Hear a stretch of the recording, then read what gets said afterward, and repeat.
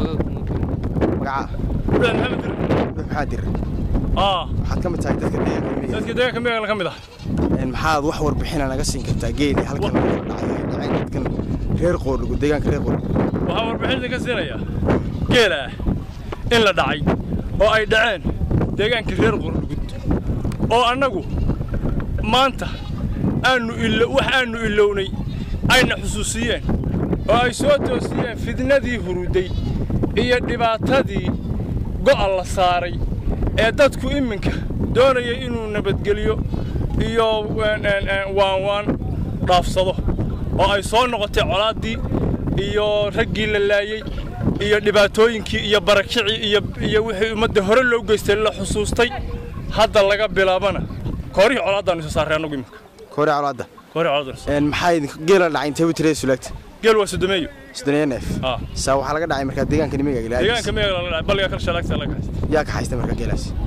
maleeshiya reer qurduda ka haystay maleeshiya reer qurduda maxaa idinka qorshaysan idinka ka deegaan ahaan bal ayaama waxaanu baxnaanaynaa nimankaasi geela inay iska soo qabtaan haddii ay iska soo qaban waayaan dee waa tashanayna dadka islaamka waxaan u sheegay in colaadna lagu wado oo daandaansina lagu wado oo wixii aanu go'aan saaray la soo toosiyey oo fidnadii hurday la soo toosiyey annagu dhibkaa ma wado haddeen joojin waayaan laakiin jawaabteedii helaya maxamed jaamac adigu waxaad tahay dadka deegaanka ku sugan meegaagli mise waxaad tahay soo guurtada markii hore soo guurtada laakiin dadka deegaanka ahaa ilaa deyrta lagu joogo waxaa laga soo sheegayay maalmihii u dambeeyay deegaankani meegaagle in dadka reer guraaga ee halkan degan iyo dadka reer guraaga ee deegaanka nagu degan qoorlugud aynu dariska nahay in ay dhaceen xoolo kala dhaceen oo siiba geel maxaa ka jira arrintaas way jirtaa arrintaas waa la dhacay hawd baa la dhacay hawd baa loo soo dhacay horta waa la qabsaday geel baa ka dambeeyey maqayay geel xagga u jira hadda geela iminka ay ka dhaceen ma dadka deegaanka reer qoorlugud ku sugan baa dhacay magaalada gudaheeda degan mise dadka reer guraaga dadka reer qoorlugud baa dhacay oo ku maqayay geelaas tiradiisu intee bay laagtay geela tiradiisa waxaa maxaad sooran kartaa wuu soo kordhin karaa dhibaato intee la keeni karaa geela la kala dhacay alla iyo calam waa gacan ur ku jirta laakiin haddii wax la kala dhaco wax kasta dhici kara waa ma fududa dhibku ma